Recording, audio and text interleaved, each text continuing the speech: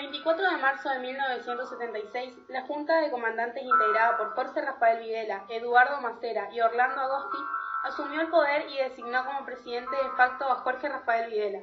Es así como comenzó el autodenominado proceso de reorganización nacional. El ejercicio sistemático del terror, caracterizado por la desaparición de personas y la existencia de centros clandestinos de detención, desplegó otro mecanismo siniestro, la apropiación de menores. Los responsables del terrorismo de Estado consideraban que para completar la desaparición de la forma ideológica que pretendían exterminar, era necesario evitar que ésta se transmitiera a través del vínculo familiar. Por eso se apropiaron de los hijos y las hijas de muchos de los desaparecidos. Algunos fueron secuestrados junto a sus padres y otros nacieron durante el cautiverio de sus madres que fueron secuestradas estando embarazadas. Muchas mujeres dieron a luz de modo clandestino y fueron separados de sus hijos cuando estos recién habían nacido. Los niños y niñas que fueron robados tuvieron diversos destinos. Algunos fueron inscriptos como propios de los miembros de las fuerzas de represión, otros vendidos, y muchos abandonados en institutos como seres sin nombre o dados en adopción fraguando la legalidad, con la complicidad de jueces y funcionarios públicos, privándolos de vivir con su legítima familia, de todos sus derechos y de su libertad. La desaparición y el robo condujeron a una ruptura del sistema humano de filiación. Para reparar esa fractura surgió la Asociación Civil Abuelas de Plaza de Mayo, organización no gubernamental que tiene como finalidad localizar y restituir a su legítima familia a todos los niños apropiados por la represión política, como también crear las condiciones para que nunca más se repita. En todos sus años de lucha, las abuelas encontraron a varios de esos nietos desaparecidos y pudieron generar conocimientos sobre el proceso de restitución. En la actualidad, aún después de más de 30 años, esta búsqueda continúa. Fueron encontrados 101 niños desaparecidos, pero todavía se estima faltan más de 400.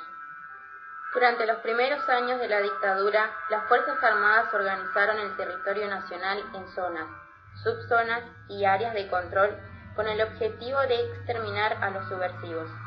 Allí funcionaron los centros clandestinos de detención y exterminio. Se trataba de instalaciones secretas, ilegales, a donde eran llevados y recluidos los detenidos desaparecidos.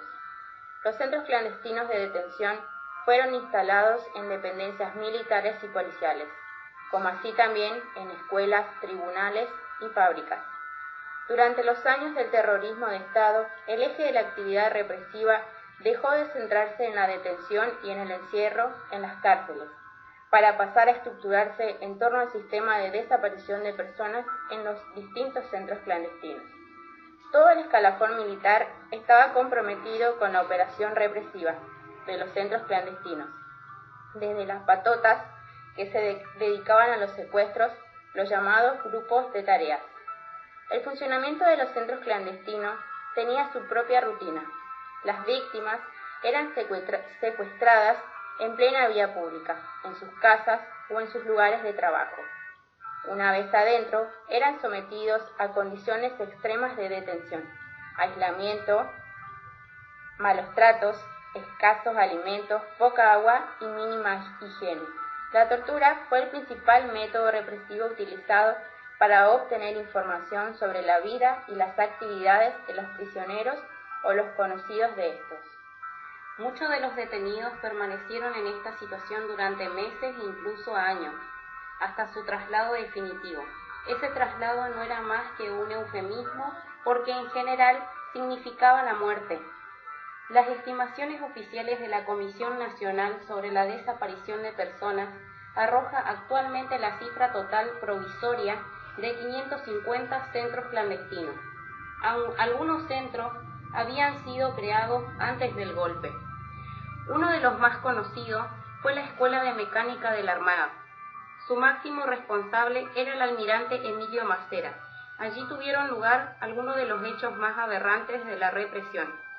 Según Pilar Calveiro, los campos de concentración eran secretos. Sin embargo, para que funcionara el dispositivo desaparecedor, debían ser secretos a voces. Era preciso que se supiera para diseminar el terror. El sistema de centros clandestinos, entonces, disciplinaba al resto de la sociedad, infundiendo temor y obediencia.